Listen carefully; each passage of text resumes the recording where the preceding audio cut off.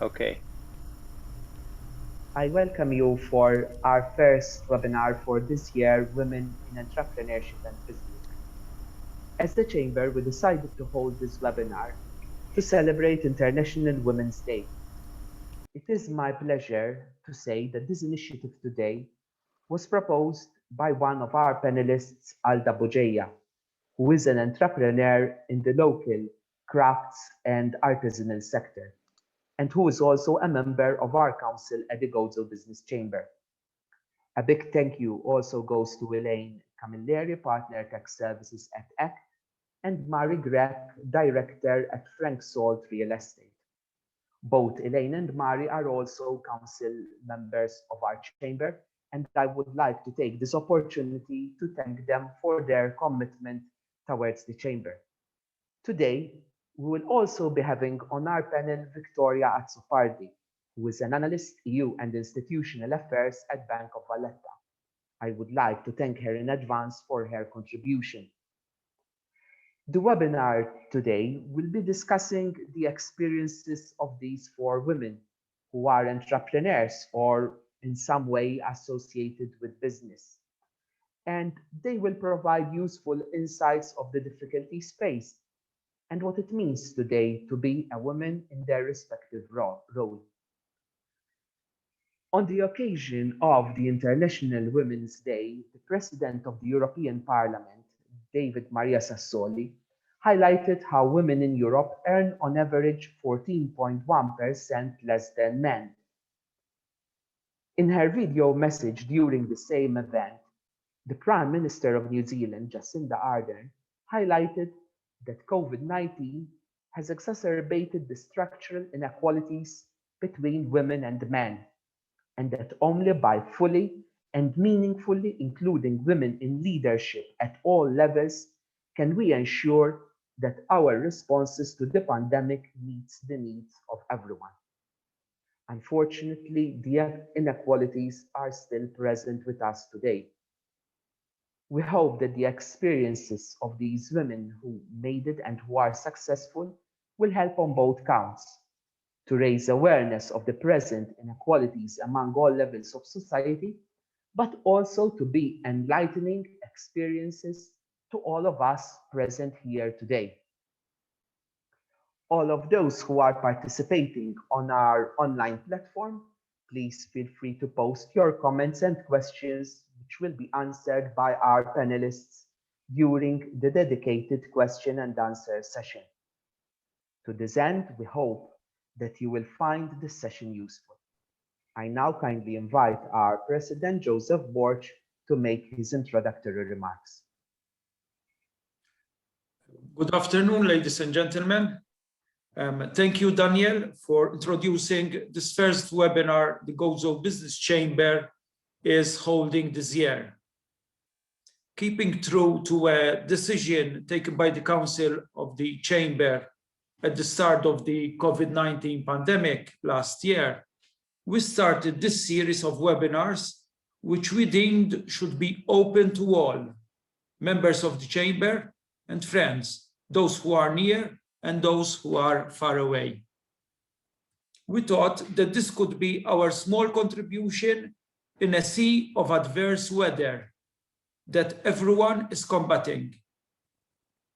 The being in the same boat feeling helps you fight the waves better.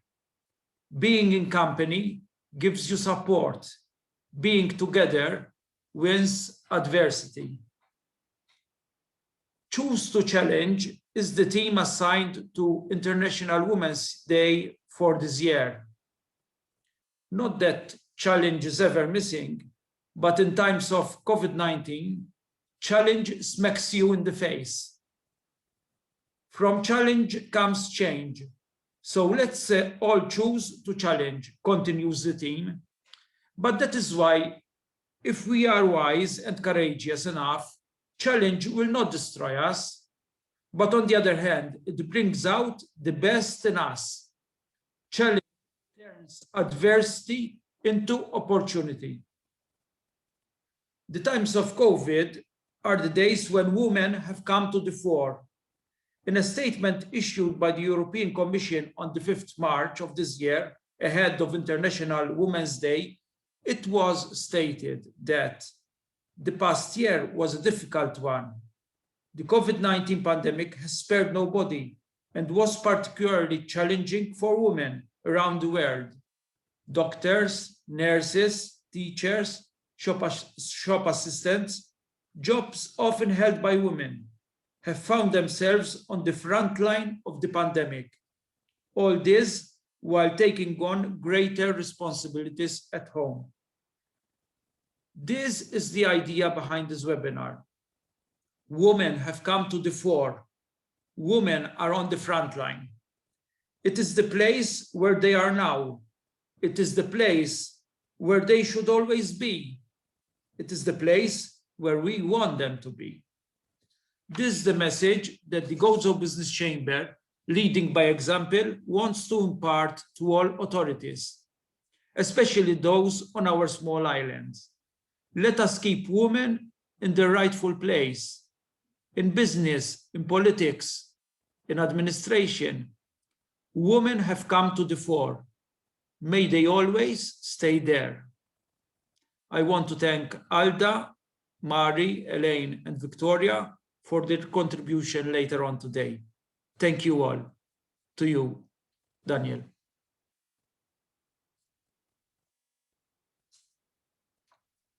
Unmute, Daniel. Unmute. Thanks, Joe, for your contribution. I would now like to invite the panelists, before going into the questions that will be asked today, to introduce themselves by providing a short introduction. I will start with Elaine Camilleri.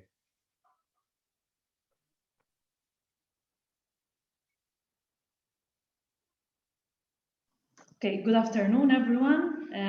My name is Elaine Camilleri. I am a director and partner, tax partner at ACT Advisory Services Limited. I'm an accountant by profession. I have been working in local and international tax for the past 12 years now. As Daniel rightly said, I am the secretary of the Gozo Business Chamber, as well as... Sorry, someone said something or... Okay, I thought someone was commenting. So, as Daniel rightly said, I'm the secretary of the Gozo Business Chamber, and I'm also the treasurer of Women Directors in Malta, an NGO basically which supports, promotes and supports women on boards.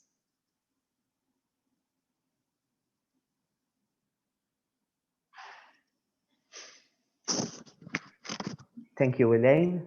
I would now like to invite Alda to provide a brief introduction as well.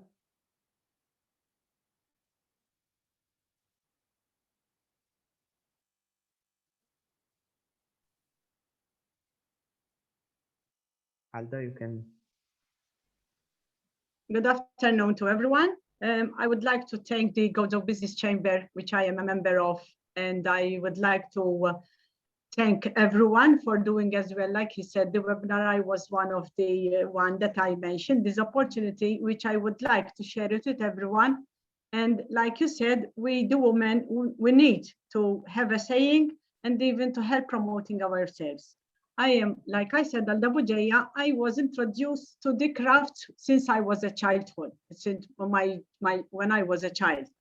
My parents my father was a shepherd and my mother was doing all sorts of crafts and weaving. I have taken this from the family. Still using the traditional way of doing this. By years going by, I had an award on the year 2000 of promoting the crafts. After that, I had 3 awards, the latest one in 2014 of still promoting and doing crafts, and I teach. I am a teacher with the adult learners in Gozo. And I would like to promote this and keep it going on, as even in the situation we are in. Thank you, Alda. Thank you, Alda. I would now like to invite Mary Gregg to introduce herself to those who are attending today. Mary. Hello, good afternoon. I'm Mary Gregg. Everybody knows me in the real estate business, which I started about 32 years ago. At that time, there wasn't the real estate business as we know it today. So there was nothing, no structure of how things were done. So it was all new, but we established ourselves here. Nowadays, I'm on the board of directors of the company.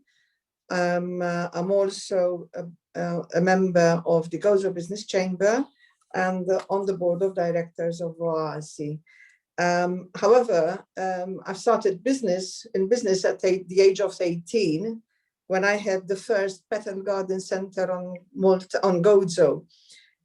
People at that time had thought I was really crazy. You know, nobody's going to come and buy plants and nobody's going to come and buy pet foods and whatever. The business was a huge success, and it set a pattern of all the pet and garden centers which followed since those times. That was a long time ago. So that was over 30 years ago. So all the ones which followed were successful also, and the business I had is still going and it's still very successful as well. So, well, basically that's it about me. Thanks very much, Mari. Surely an experience which we'll be also discussing during today's webinar. I would now like to introduce Victoria Sohardi. Victoria. Good afternoon, everyone, Daniel and colleagues. Am I being heard? Yes, Victoria. Well, I'm Victoria Sohardi, and I joined the Bank of Valletta over 30 years ago. I was deployed in various areas at the bank where I acquired new skills over time. I am proud to say that I was one of the first to join the team set up specifically to assist SMEs tap into EU funding opportunities.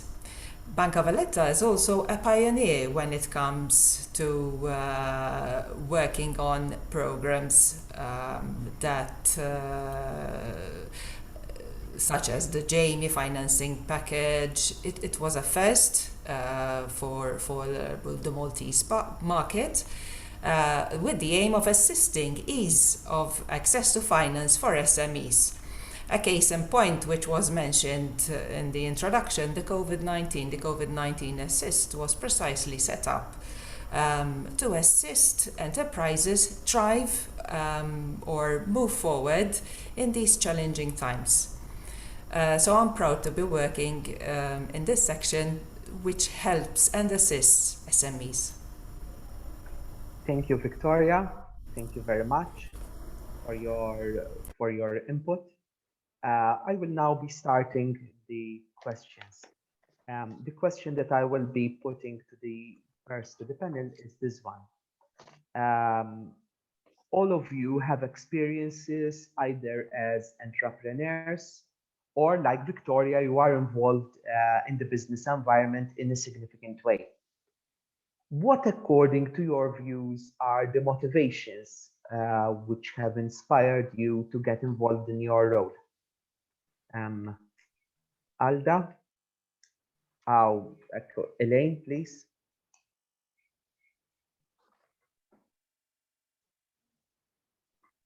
Elaine. Hi.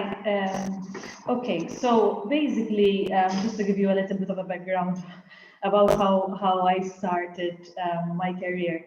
I was a tax manager in a law firm for about 2 years. And at that time, to get myself together with other two of my colleagues, we decided to embark on a new project. We decided to start off our own firm.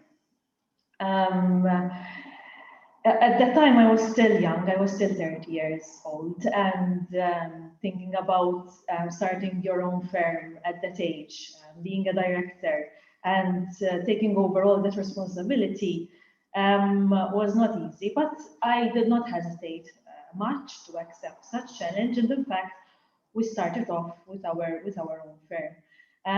On this point, I wanted to mention that unfortunately nowadays I see a lot of women who are discouraged when they are invited to take up such roles.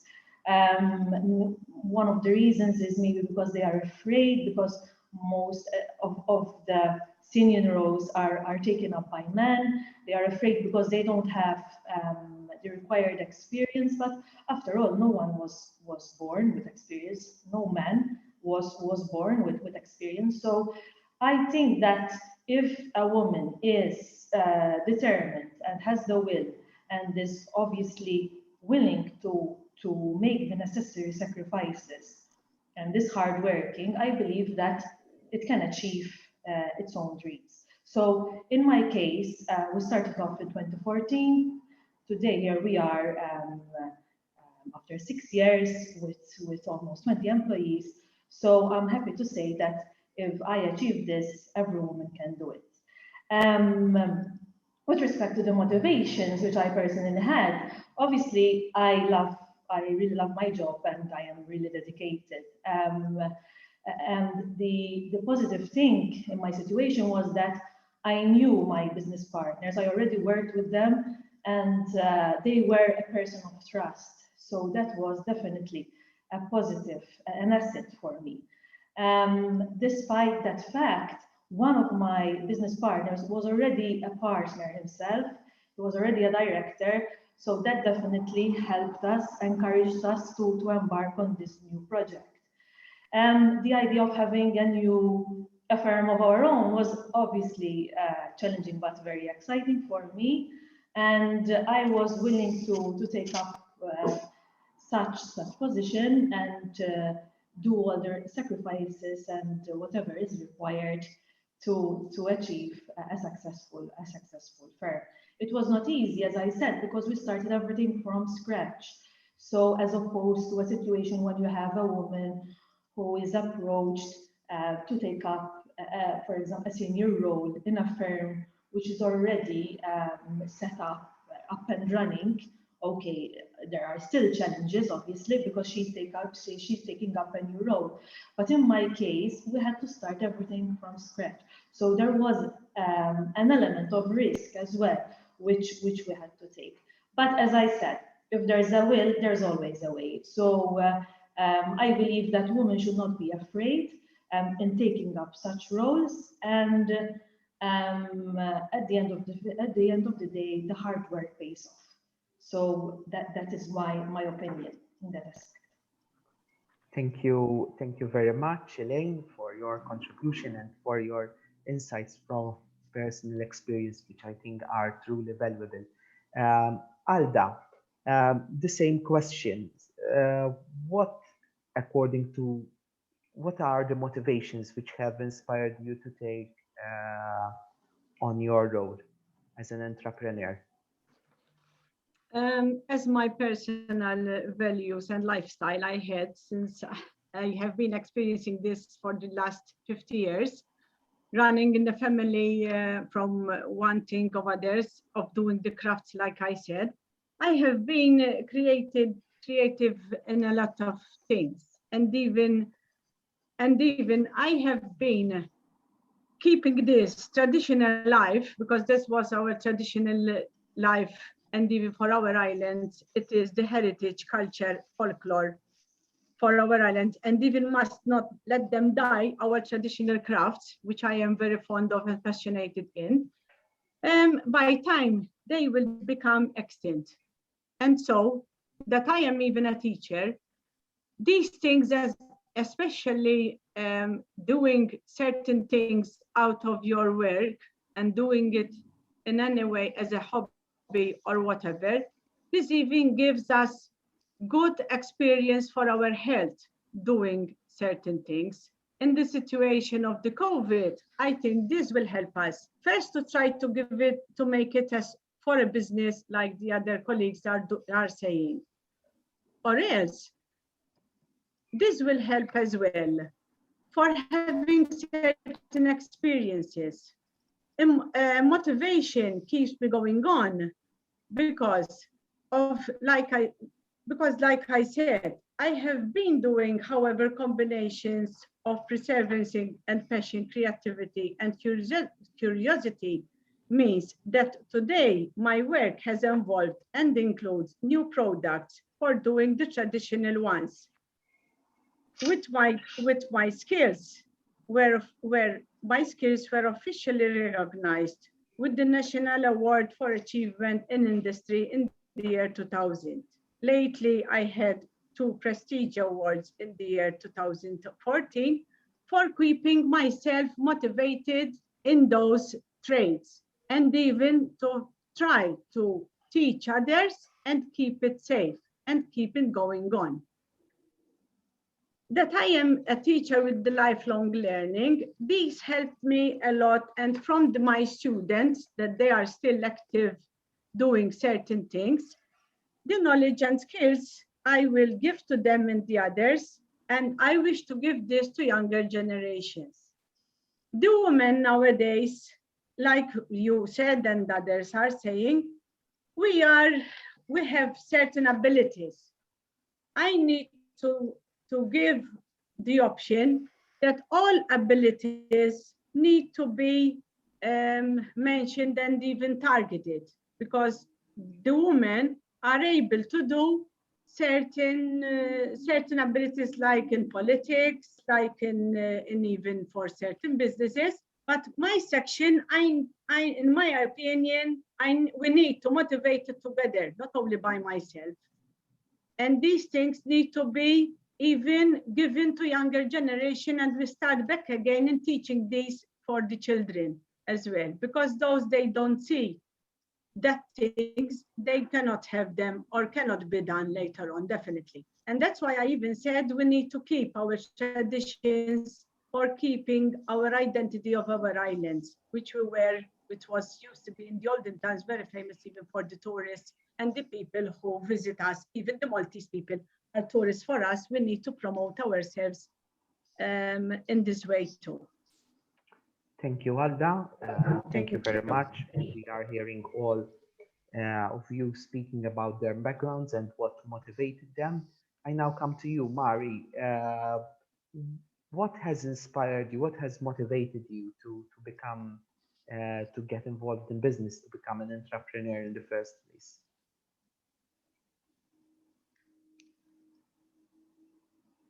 Mari, just a minute. Mari, we cannot hear you. Unmute, please. Thank you. Sorry. That's okay. Good. That's okay. From a young age, I always felt I wanted to do something different, something original, something that maybe there wasn't anything like it in Gozo. And at the age of 18, I opened my first business, which was, like I said before, a pet and garden center. At that time, people really thought I was crazy, you know, because it was something so new, something so unusual that and I'm talking back in the late 70s, so it's not recent history. But I was determined that I wanted to do something different. And when I opened the business, the people taught me. I did not know anything about plants, about animals, about agriculture, nothing. But the people taught me. There was a niche for that business, and the people themselves taught me what products to bring, what they needed for the pets, for their animals, for their land, for their animals. So I learned as I went along, and the business was, like I said, was quite successful. and it is still going today under different ownership, but it's still going on today. But the motivation is the idea, the goal that you want to get somewhere, you want to do something. And if you don't get that in the beginning, then you just flow along with the flow. So that is very, very important. The current business that I am in now, in real estate, and also going back to the first one, it was purely a men's world as well. Nobody expected a woman to be in the agricultural sector at that time, and especially a woman of 18 years old. So that was a big challenge, and you have to really be strong, because out there are we as women, especially in the 70s and 80s, we had drawbacks as women. We were not considered that as success, that we can be successful as men. So that was the biggest obstacle that I had to overcome at that time, which luckily good. And the motivation was a better lifestyle for myself, recognition, and making it at the end of the day. When I started the business 32 years ago in real estate, again, real estate at that time was non-existent. And we, at least the real estate agencies like we know them now. And when we started that in Gozo, I started in different occupations. I started as a secretary. I soon went into sales. I soon became a manager. And again, the business flourished, the business grew. And again, that gives me, the real estate market was at that time purely a men's world. People were a little bit worried about getting women in the business. But again, we managed to overcome that, and with determination, and well, was quite successful as well. The motivations that I find, what helps you building up business is mainly networking, which is very, very important. You have to be around people who are successful in their own way, and set your role models with people who have been already successful. So you have a role model to follow. You have networking, and you're amongst people who are successful. If you're with people if you tend to be with people who are going to, stay back and lay back and just take a job, you will not achieve the success and determination that is needed in business to be successful in business. You have to recognize opportunities. Opportunities are there for all of us, but some people are afraid to take the risk of doing something which is not the normal. So taking that risk is the most important, the first step to a successful career and a successful business. That, in my opinion, is the challenge that every young person starting a career should be looking at. Not being afraid to embark on something that is unusual, but if she believes that it can be done and works hard at it, it will be achieved. Thank you very much, Mari, for this very insightful response. I now turn to Victoria. Victoria, you are not in business, but you are within the business environment and come into contact with a lot of entrepreneurs. What, according to you, are the views and motivations that these women entrepreneurs which you come in contact with inspires them to get involved in business? Thank you for bringing forward that I am not an entrepreneur. As you correctly said, although my roots are, my family background comes from a family business environment, and therefore I am naturally intrigued by business ventures, and I'm fascinated by the creativity of entrepreneurs and their ability to innovate and thrive. Working at the bank gave me the opportunity, because the bank encourages its employees for continuous development, self-development. And as Mari correctly said, when you want to achieve something, you work hard for it. It's not easy.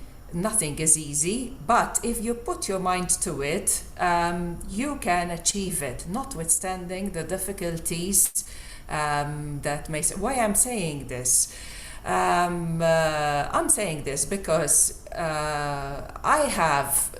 after gathering some experience with businesses and entrepreneurs, women entrepreneurs, men and women, I wanted to experience what is it like to set up your own business, what it entails. It entails that you do your market research, you do your homework before you embark on your journey.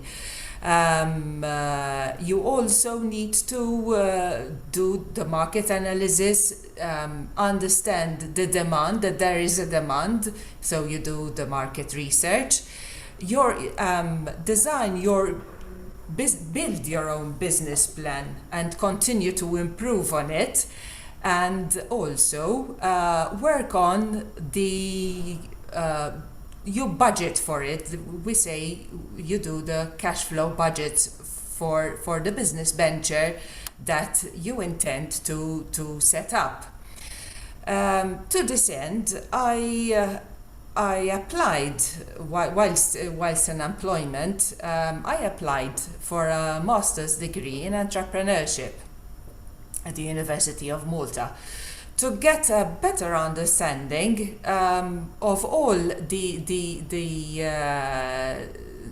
necessary work that needs to be done before you embark on a business venture. Apart from that, I wanted to go through this experience to help me understand what it entails to embark on a business plan, to make sure that before I embark on setting on a business, I want to make sure that it would be sustainable. And I went through the processes of building up a business. A sound business proposal. Thank you, Victoria. I will now go to the second question that I have for the panelists. We are very much talking here about your experiences. Obviously, are grounded within the local business environment.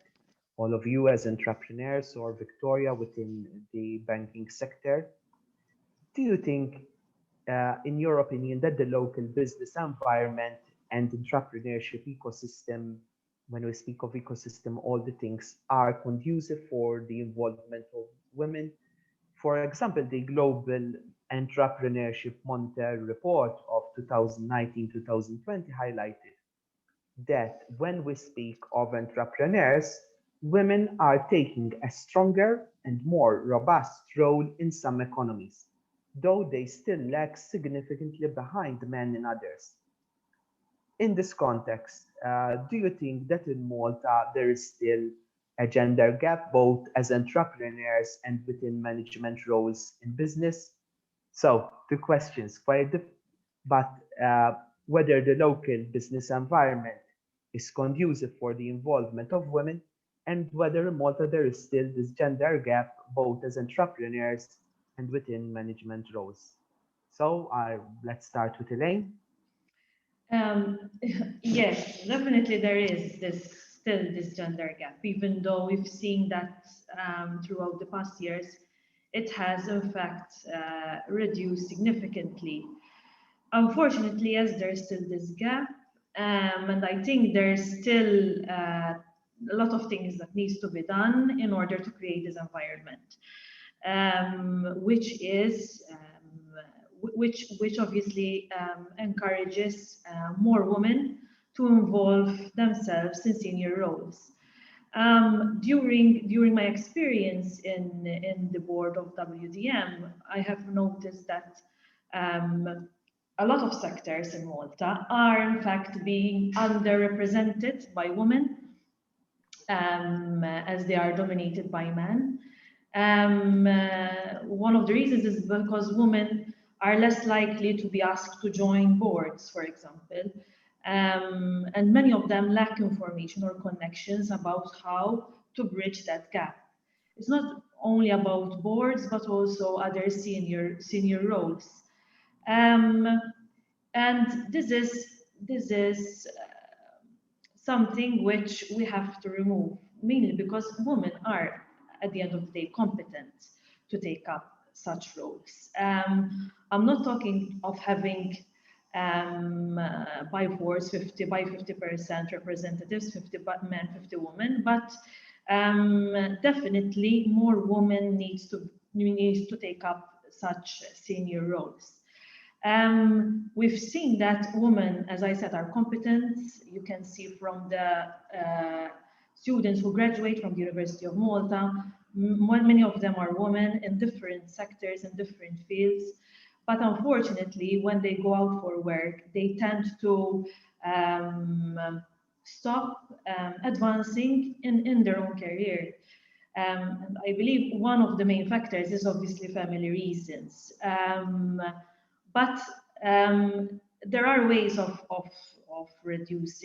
eliminating this problem. So we believe that I and the WDM believe that this gender gap must be reduced further. There should be a diversity of women and men. After all, women and men are different. They both have different things to offer. So it is important that in managerial and board roles, there are a mix of both, so that they can give, both of them can give their own values.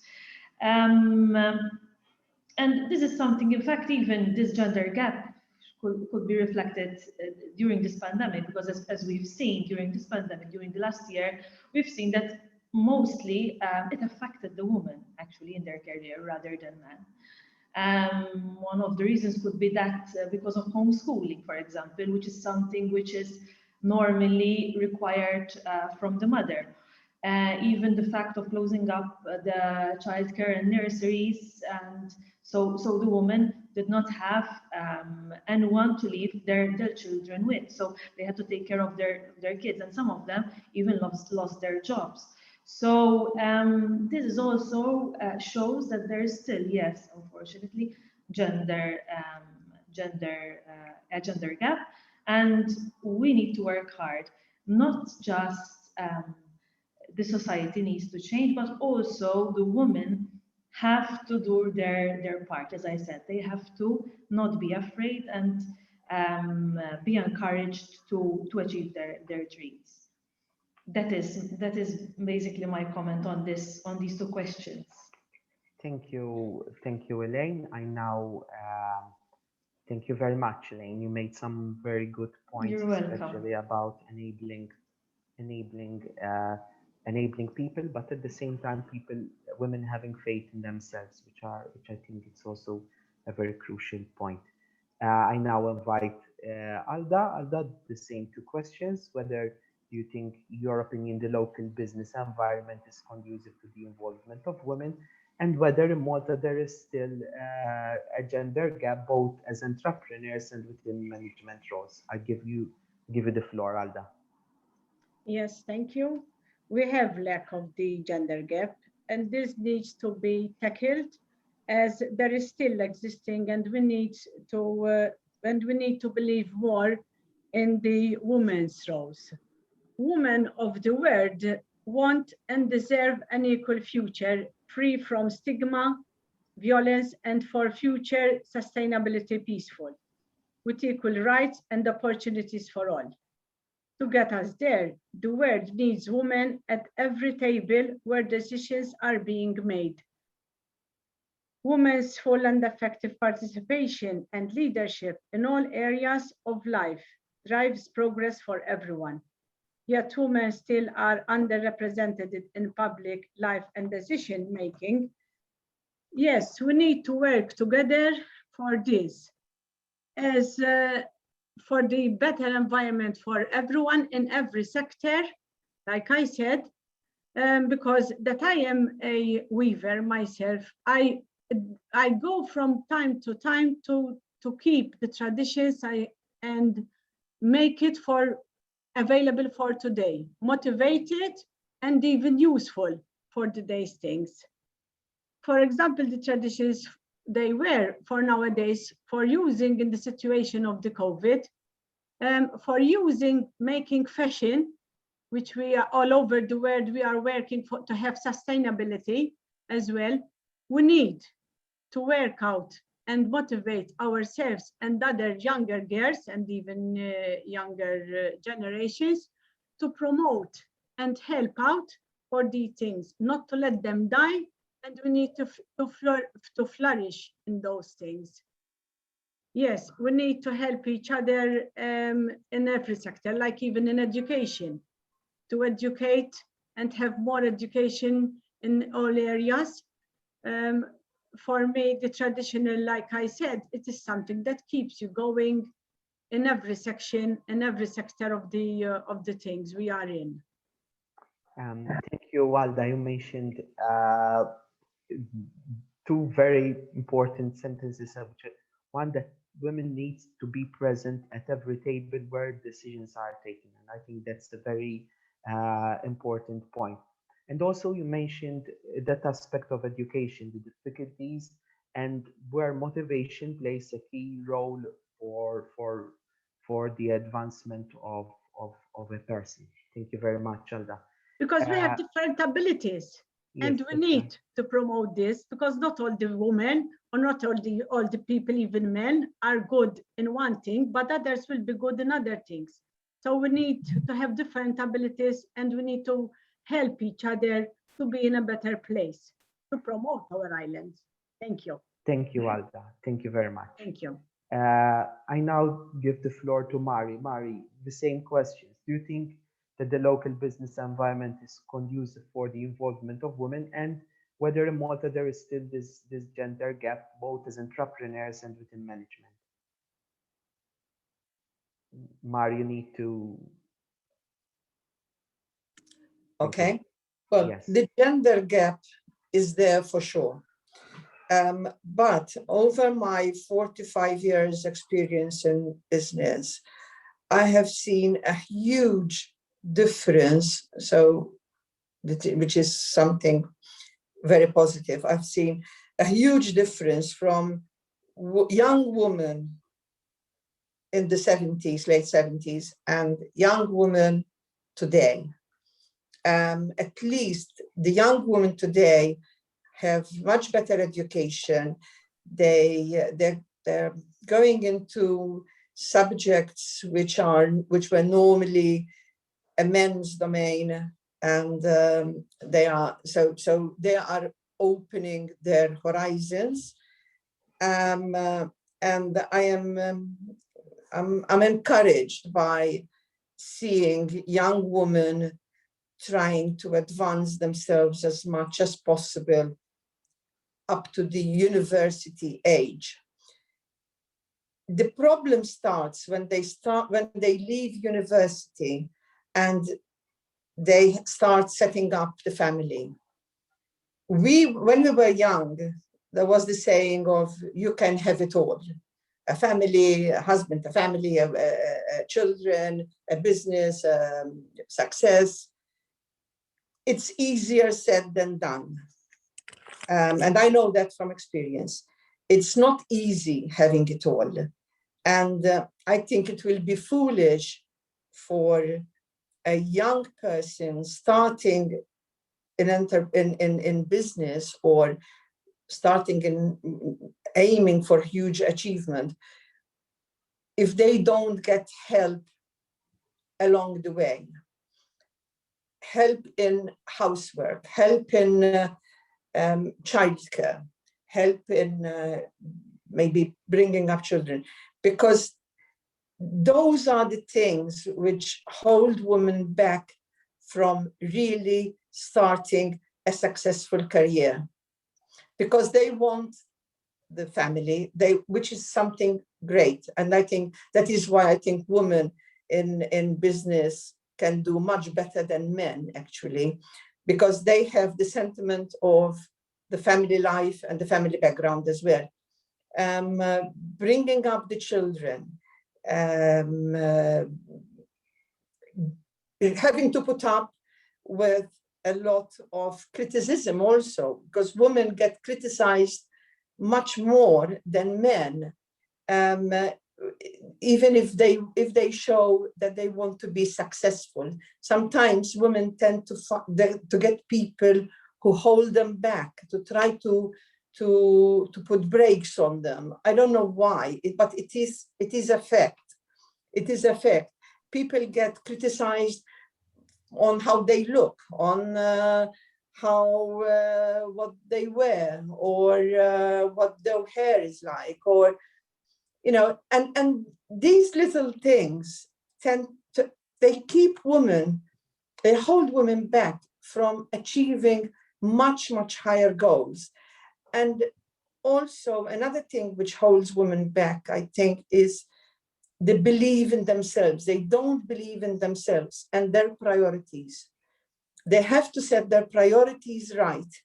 If you want to achieve step 10, then you have to go from step 1 to step 10. If you stop at step 3, you will never get to step 10. And these are simple things, simple ambitions, but they do hold a lot of people back.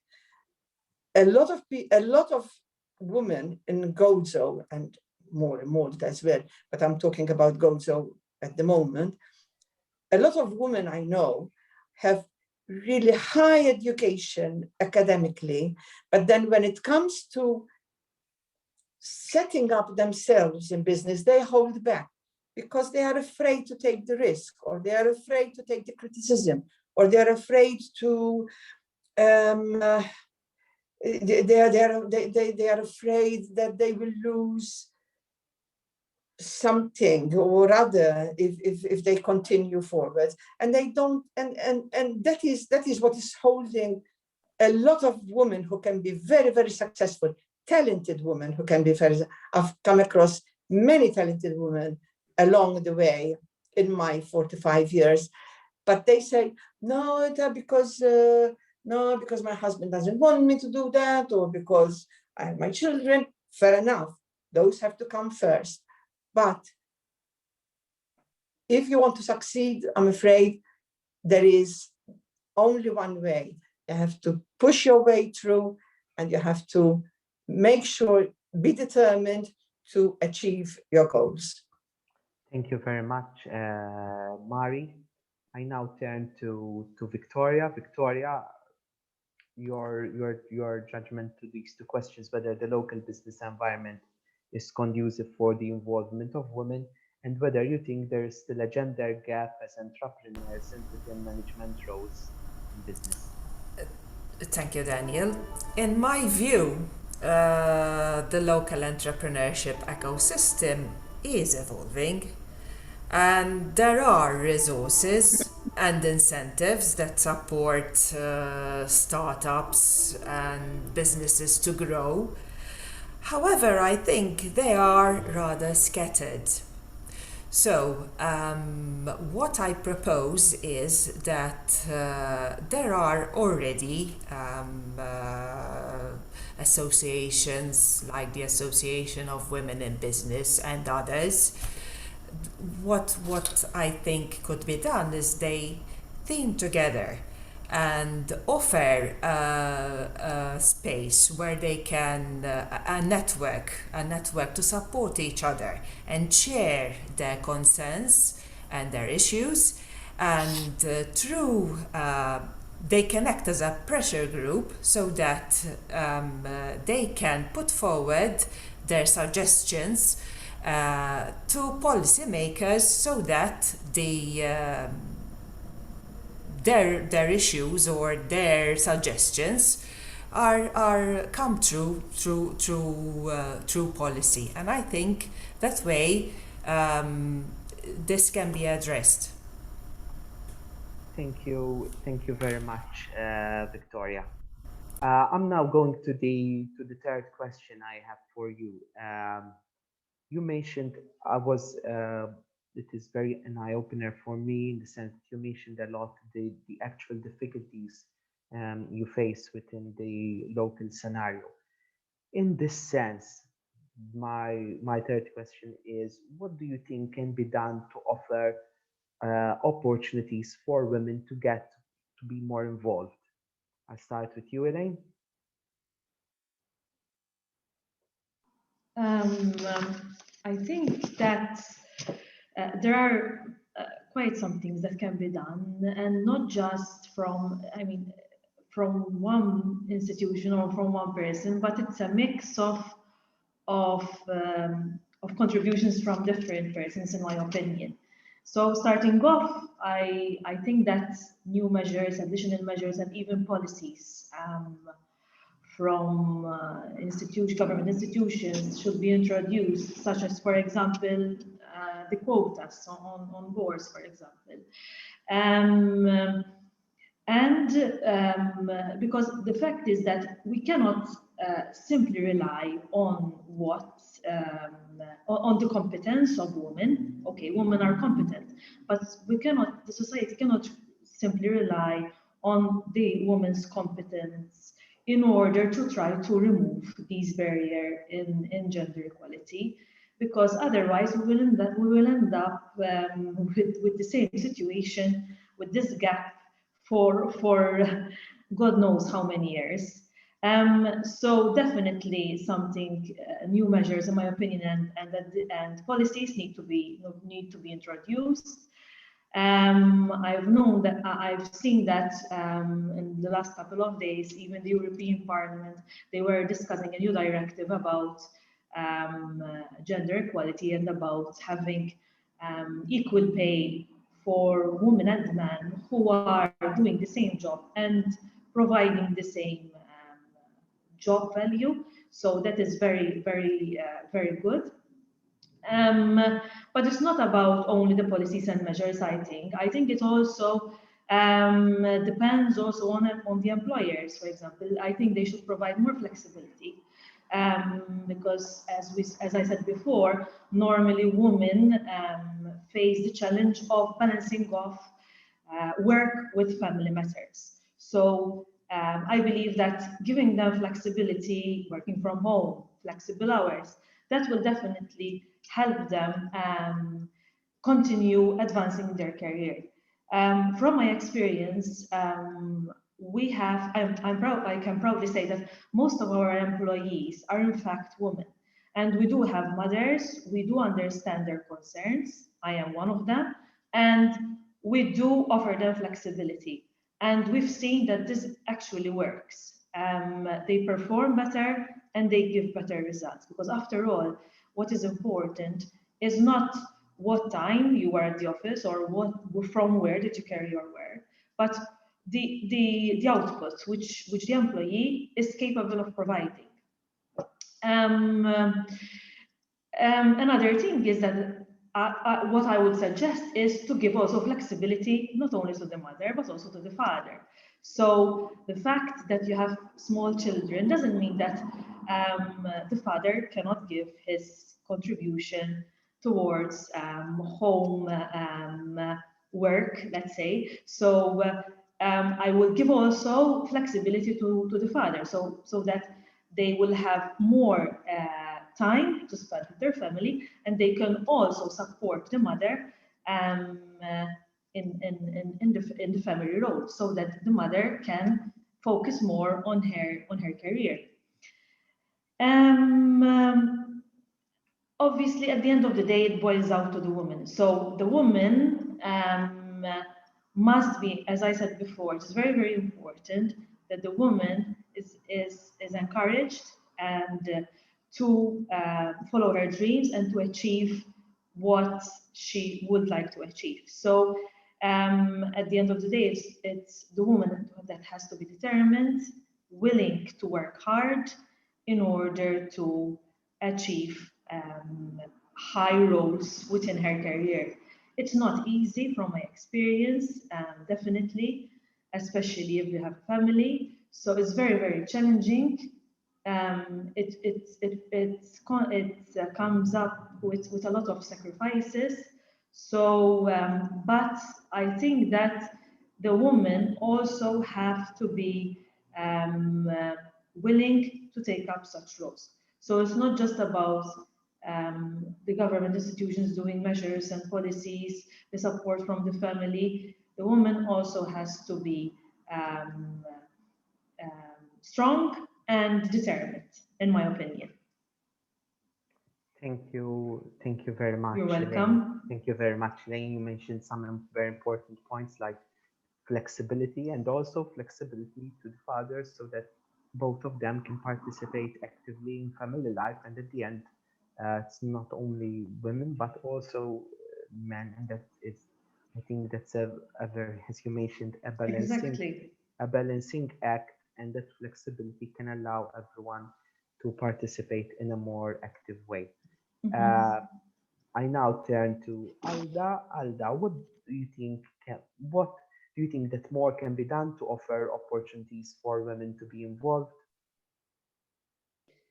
Yes, we need to work together with a proper vision and determination to make equality happen. Because, like she said, we have to be well prepared and even determined to go for a certain goals, which we, with the family and with everything, we have to cope and help. We need women's representation that reflects all women and girls in all diversity and abilities, and across all culture, social and economic and political situations. Because we need to survive, and we need to give our help in every situation we will be in. Yes, in this situation of the COVID-19 pandemic, we were led even by women that included Malta, and helps a lot. So, like we said, we have to help each other to have more promotion, and even to the families and everyone. And I add all the things that Elaine have just said, not to repeat her sentences and proceed for what she have said. Thank you very much, Alda. All of you are mentioning also particular aspects. Alda mentioned more appropriately, we need to work together and have a vision. I now turn to Mari. Mari, you already touched on that point, but what do you think, what things can be done to offer opportunities for women to be more involved?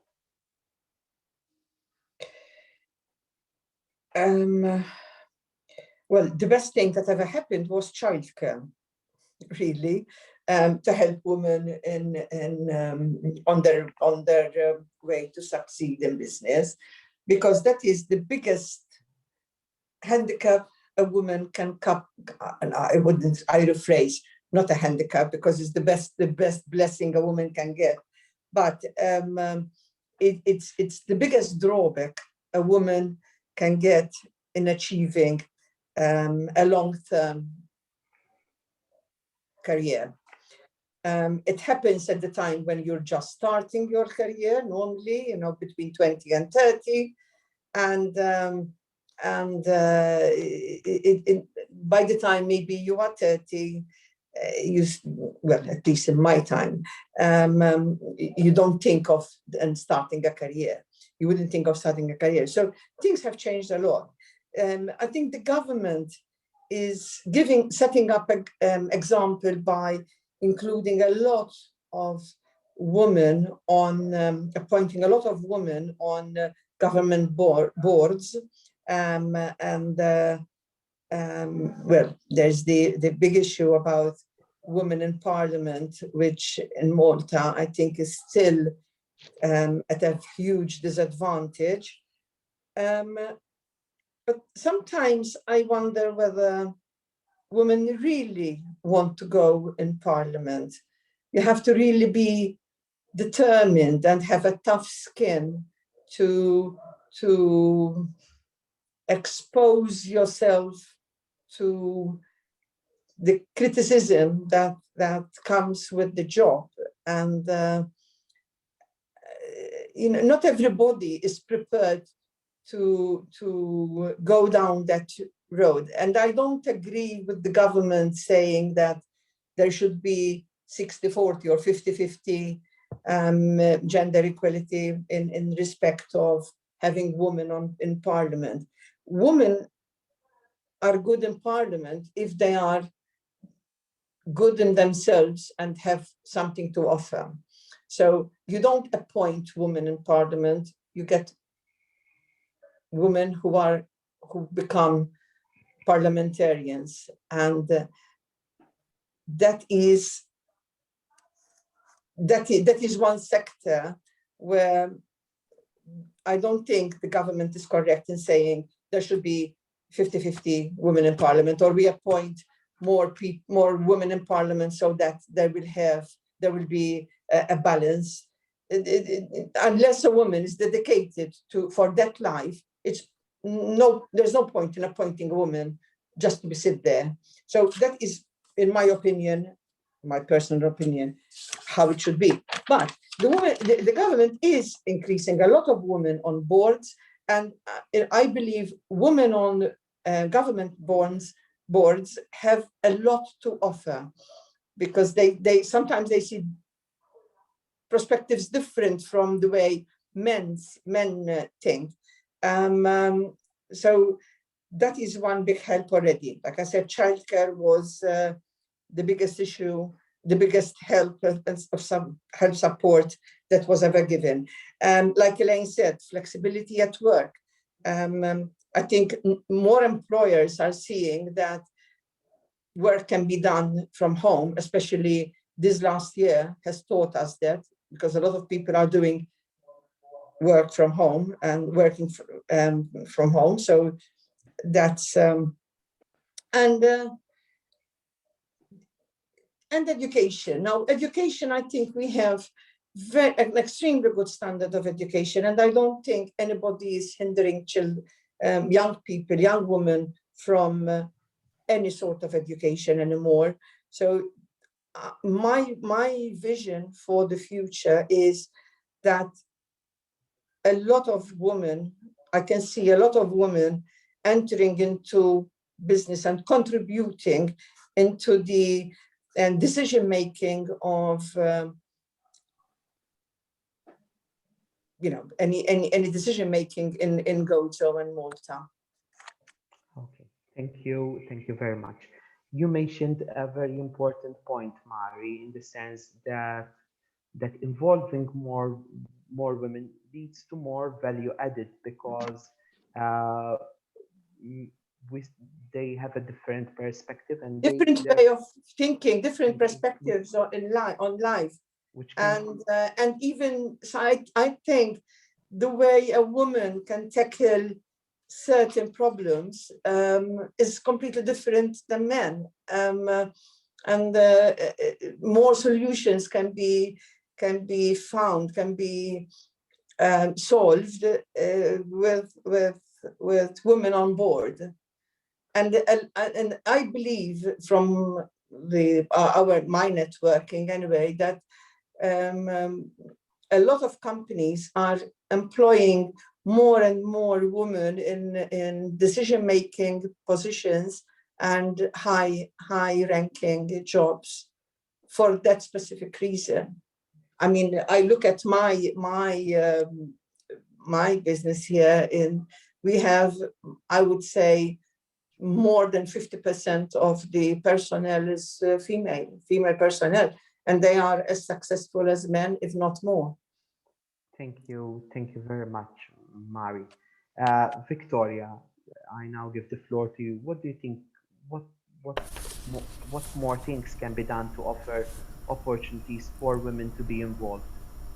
Indeed, I agree. There is room for improvement, especially in spaces where women can embark on digital spaces, like using platforms, to network and further networking opportunities, and to be able to find inspiration and encouragement from other successful entrepreneurs. This would help them and equip them with the tools they need, and also boost their confidence. And it could be an opportunity to find the necessary optimism, so to speak, to pursue their goals. And it could be a space where it can help them and give them support on both a social level as well as a business level. At Bank of Valletta, I would like to point out that the bank organizes courses and training earmarked for women leaders within Bank of Valletta. Over half of our workforce is made of women. So these courses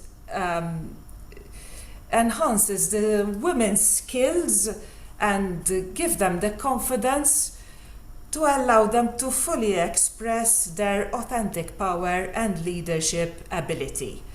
So I think this is essential. This is important to help women bring out their full potential, to realize their full potential, and cultivate their own authentic leadership styles, which can help them, which can come in handy. Thank you very much, Victoria. Summing up, all of you mentioned some very important points. More flexibility, also from Victoria's side, the employer creating a conducive environment, which is actually these training opportunities and believing in the potential of women. I now come to the final question before then going on to our question and answer session. So those who are following us, I would like to point out, if you have a question or comments, there is already one question, so please feel free to put in any questions or comments, which will then be answered from our panelists or commented about. I would like to conclude with this.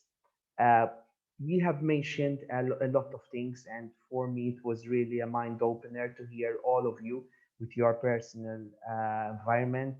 Mari, it's been a long year. She started from an environment, both Mari and Alda, which was very difficult to women, where there was not that belief that women can actually make it, and it was a man's word.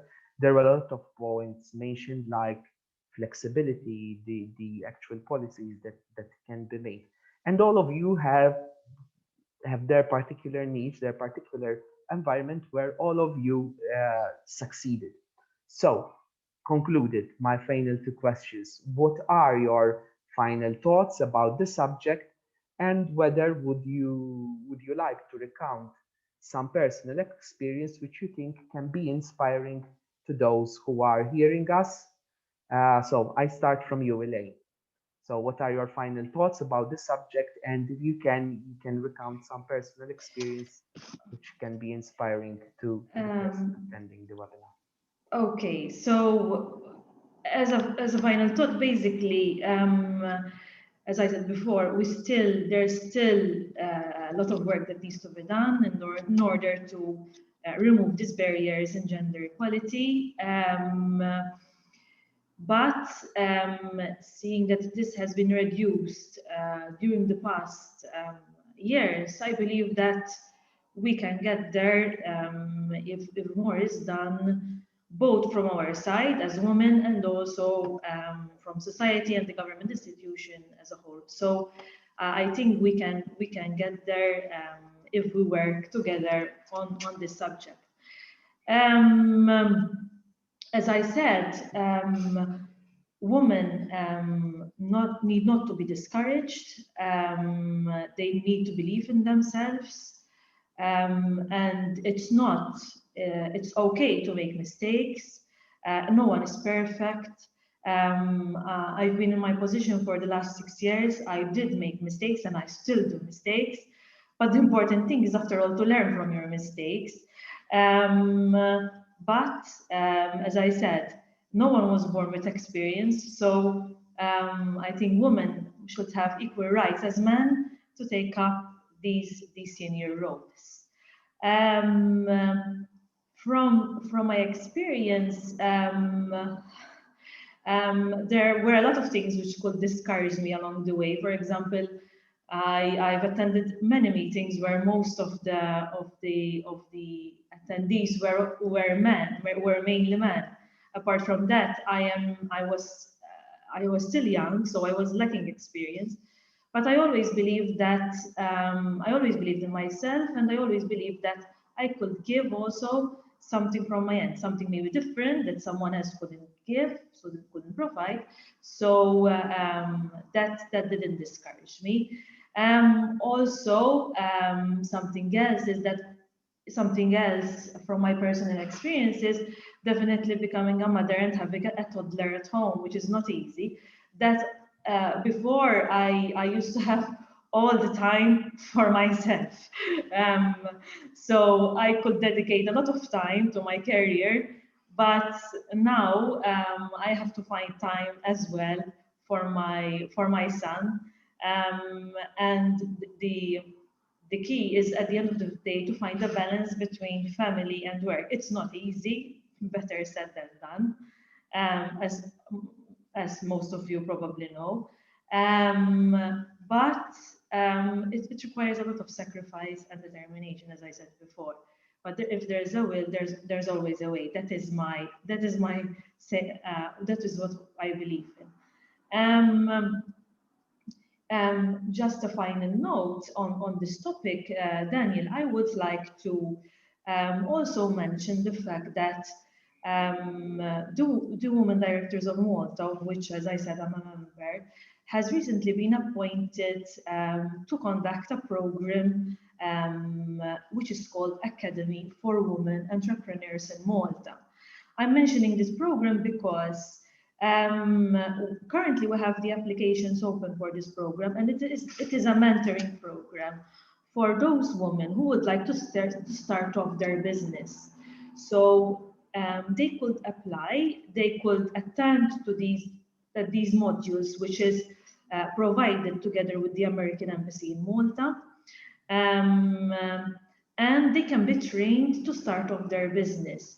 At the end of these sessions, 3 of the women with the most creative and innovative ideas will be chosen. They will be given also $2,000 each in order to be able to start their own business. So this is, I wanted to mention this program because I think it's ideal in this context for all of those women who are listening and who would like to start off their business. So this is a great opportunity to assist you and to train you in this new challenge. There's all the information on the website. I'm not going to spend more time on this. The website is womendirectors.org.mt. You can go there and you will find all the information which you require. So I think that's all from my end. It's been a pleasure contributing my experiences and my thoughts on women entrepreneurs and business. And as I said, I hope that one day we will get there. So to eliminate completely the barriers that we currently have in gender equality. Thank you very much. Thank you very much, Elaine. And as I said, I work alongside Elaine in the chamber, and it's a pleasure for me to work with her. Thanks, Elaine, for your contribution today, and also for all the rest that you do and your work, and also other voluntary commitments which you mentioned. Alda, concluding, what are your final thoughts about the subject, and would you like to recount some personal experience which you think can be inspiring to those who are hearing us? Yes, me as a female entrepreneur, I am characterized by a sense of qualitative innovation and then genuine care about the product standards that I am able to produce. I am driven to succeed and creatively express myself in the products I create, while contributing to the progress of society in the field of crafts, fashion, and innovation. At this time of the situation we are in, we are trying to cope and help each other in those things. That I was raised in these things, in these crafts, traditional crafts and trades, which are a benefit for everyone, because we need to promote back again. I would like to promote, because in the last years, I even took a course in diploma of teaching adults to promote myself better and be in a better situation for the way of we're living in the system, in the way of education. So yes, again, I would like, and my experience of doing this along the 50 years I have been involved in the traditional trades, I experienced myself. I have to innovate and change to the abilities of today's living. So we need to help each other in different jobs, like I am saying, who is in account, who is in this and that, and we need to respect. And we even need to give necessary opportunities. Like in the 60s, Malta was covered with the factories of doing handcrafts. And with the section I am in, the weaving, there was a factory that it was with the government and used to have 150 workers, because not all people are able to do education and whatever, like I said before. So yes, we need to help each other and promote better to survive. And even I would like to see the younger generations in doing all different abilities. I would like to thank you for this opportunity, and I hope that we all together gave our best. Thank you.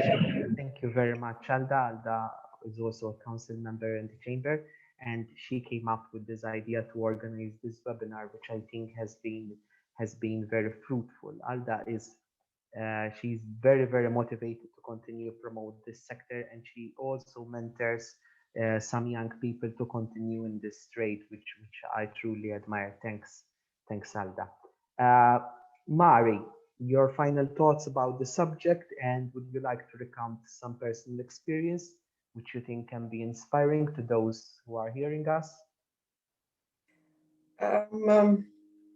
Okay, personal experience. It's funny. The one thing which I used to hate, which used to annoy me a lot when I was very young, was farmers coming into my shop and asking for my father or the boss. And I say, no, I want to, who's the boss?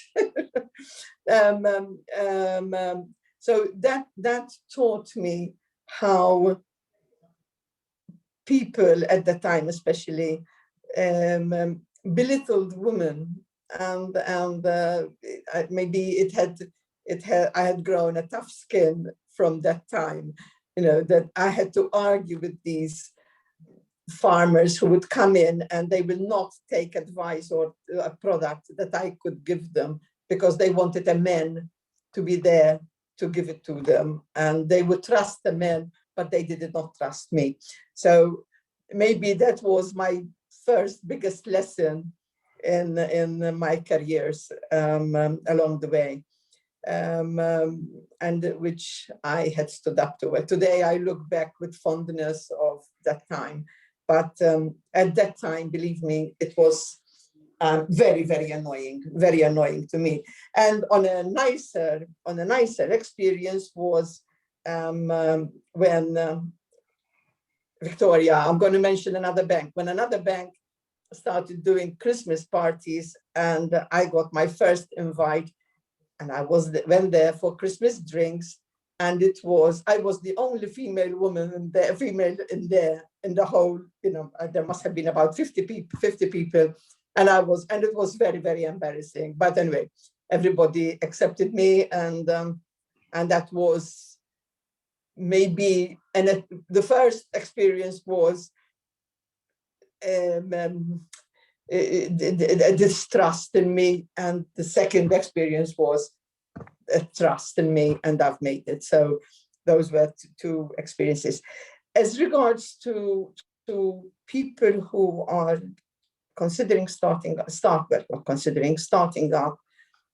I would suggest just a few things. Get a role model to follow. That is very, very important, whether it is a politician, whether it is a pop star, whether it is someone, but a role model who have made it, and aim high, aim very high, so that if you don't reach that height, but at least you will reach closer to that height as much as possible. Establish an aim. Whether you want a large house, whether you want a great lifestyle, whether you want huge travels, whether you want to become a millionaire, whatever, but aim at something that you can work towards to. Grow a thick skin, because along the way you will get a lot of criticism. So grow a thick skin and ignore the criticism. You are going to make mistakes. Learn, listen to other people, listen what other people have to say, even if you are not agreeing with them, but listen to them so that you learn, you open up to other experiences. Get help when you need it. You're going to need help, like I said before, you're going to need help along the way, whether it is bringing children up, whether it is looking after parents, whether it is whatever it is. But if you cannot do it yourself, get help so that it will not stop you from growing. And keep yourself busy. Keep yourself surrounded with busy people. There is a saying, give something to be done to a busy person and it will be done. And I would say, give something to be done to a busy woman and it will be done. It will be done quickly. Those are my tips, basically, to anybody who is aspiring to enter the business scene and entrepreneurship. The last thing will be, it's not, you're going to fall along the way, but it's not the number of falls that you fall. It's the number of the times you can pick yourself up and keep going. And that is the success. That is when you reach your success. Thank you very much, Mar, for these very life tips that you have. Victoria, your final thoughts about the subject? Well, as a concluding remark, whilst I'm hearing the other panelists talking, my colleagues at work who half of them are women. They are deployed in the numerous branches in the branch network. They are relationship managers, they are branch managers. They have the necessary skills. They are, first of all, they're women, so they can understand what the challenges faced by women in reaching a work-life balance and running a business. So there are also my colleagues at the various business centers all over Malta and Gozo who engage with businesses, successful businesses, and even businesses run by women. There are also clients of ours who work and are successful in the retail and the construction even, which is more renowned with male, but they are doing very well. And as I think Mari correctly said, correctly pointed out, that they are working in a man's world, but they have succeeded. Why? Because one, it was a family business, and two, they had the necessary training. They went through university. They got all the education that they needed, and they continued with their family business. And also, to continue mentioning my colleagues, there are colleagues at SME Finance who are qualified in assisting entrepreneurs and giving them the necessary tools for easier access to finance, and even my colleagues at corporate finance. So. As a concluding remark, I wanted also to mention that women have to be more assertive. They need to ask for assistance when they need it. They need to build a network around them which help them succeed. And if they're passionate about doing something, they go out of their comfort zone to reach their goals. And I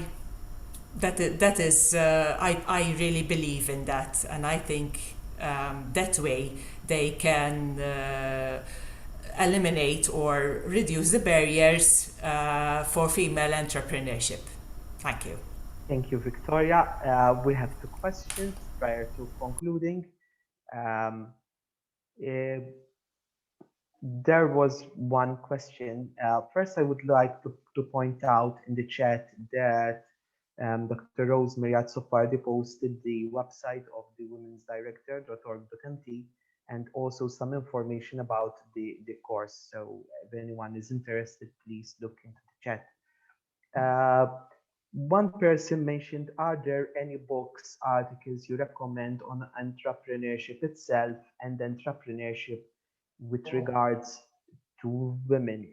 On my side, I would like to comment that what I found most enlightening was the Global Entrepreneurship Monitor Report, which focused very much on this aspect of women.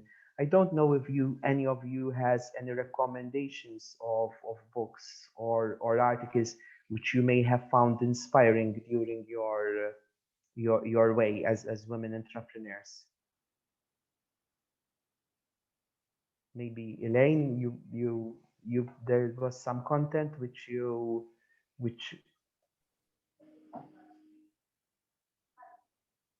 Actually, I do like reading articles rather than books, let's say, and also listen to interviews online, but no particular book or article now comes to my mind which I can honestly share. But I'm sure if they look up, as I said, and like I do for material online, especially both videos and also articles and journals on women in entrepreneurship, definitely they will find. As I said, there is also some good material on our website on the women directors in Malta, because, as I said before, there's an NGO that promotes women on boards and on other senior roles. But other than that, there's no specific books or articles which comes to mind at the moment. I'm not sure about the others. Maybe they can suggest. As I said, this Global Entrepreneurship Monitor Report provides continuous update on the real situation on the ground, so that actually can be a very good. As you said, there are various interviews and articles. I don't know if any of the panelists would like to contribute on this one. Okay, if the person who made the question is it's like an anonymous attendee and would like to send us his email, and then perhaps we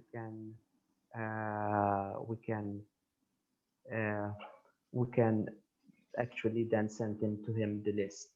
I have another question. We talked today about your experience, each one of you, and it was very enlightening. There was a question by Aliyah Noor, which related to women immigrants. We're now facing a very multicultural society here in Malta. Elaine, for example, mentioned this and of women directors and how they can actually contribute. What, in your views, can contribute to the integration of women in immigrants to be given the opportunity and the necessary education where is needed in order to effectively then maybe they take on their role as entrepreneurs within society. Elaine, I don't know if you would like to contribute to this question as well about women immigrants in today's multicultural society that we are experiencing today.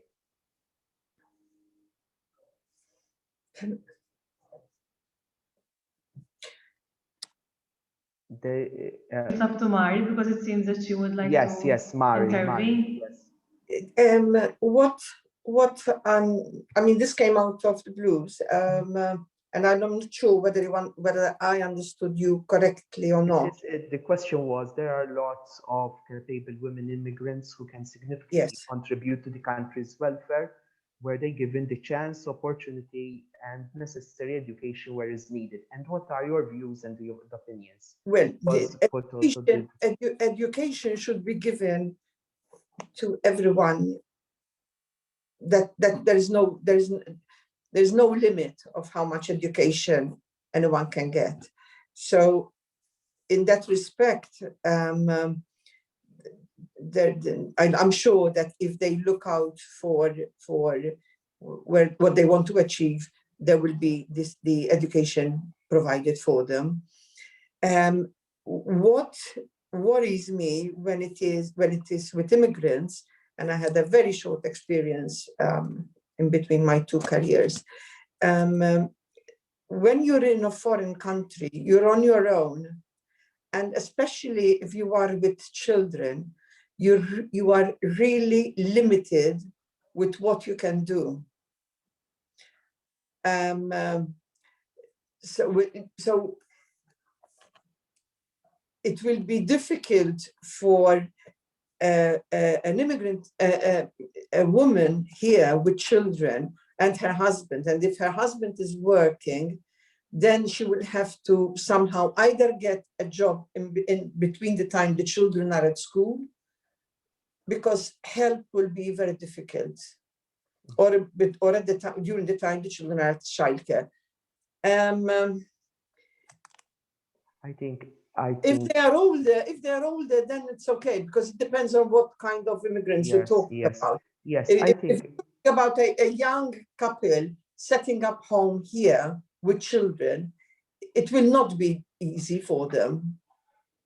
From my experience. Yes, I think it's a multifaceted approach. On a part of society, we need to raise the awareness that there are also immigrants can contribute actively to our society. I'm sure that there is we raise the there. awareness. On the other side, we need to look towards programs which can lead to better integration within society and also with the other There as you a network, Mhm. a network of some sort to help out with the time frames of the working time and the time the children are at home. I'm talking about young couples with children. Yes, that could be a very good initiative in the sense that Has to be a network. Aliyah Noor mentioned an important aspect like in integration and how it can be difficult, and that could be, for example, a network where people can find mutual help, mutual assistance, be given the right skills through education and workshops. I know, for example, that Alda is very much involved in, for example, teaching, for example, the old people and also children, mentoring youths. So for example, that could be interesting. Like, for example, we can see the crafts and artisanal sector not being taken up by locals. That could be an opportunity to open up also to other segments of society, also to those people who are not locals but who live here, so that it can lead to better integration. Maybe from the manager, from the bank, or whoever from the government, maybe they can do sort of schemes for them to help each other. Because even those that they learn the skills nowadays, you can do it online to teach them and educate them, and they can work from home like in the olden times. We in Malta and Gozo, that's how it happened to be in the 70s.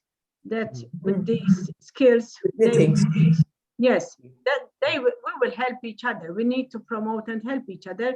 And with the situation of the COVID, we need to encourage those things to come back again in lives, because in our times we had experience that everyone need to help and educate. And when they ask for something, instead of buying it from the internet, we will buy it internally. There should be an NGO, or I don't know, whatever it will be called, for those things to be helped out for these immigrants. I think a common line of thought is like when you started in the 70s and 80s, you faced a lot of difficulties. Yes. Today we are facing a new reality where these people find a lot of difficulties to integrate into society, and entrepreneurship can be one of the ways in which these people can actually form part actively within society, given the right skills and the right network. As you said, one common thing was the mutual benefit, the mutual help. Yes, that was an aspect, the characteristics that came out of all your interventions today, and I think that should be also a key word in this respect. Daniel, if I may. Yes. Whilst doing my master's in entrepreneurship at the University of Malta, I came into contact with Takeoff, which is at the University of Malta. Takeoff encourages would-be entrepreneurs, offering them mentoring and other services which might be useful. If I don't know, you can approach Takeoff if you look up on the university website.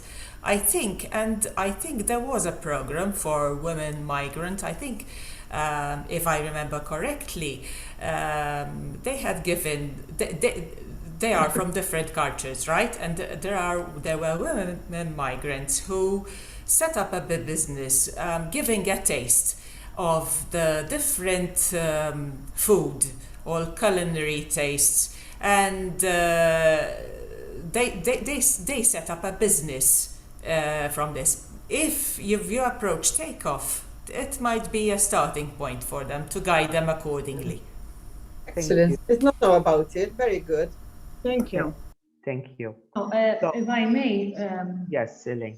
Daniel, in reply to this question about the immigrants, I think there are, yes, good opportunities for women immigrants out there.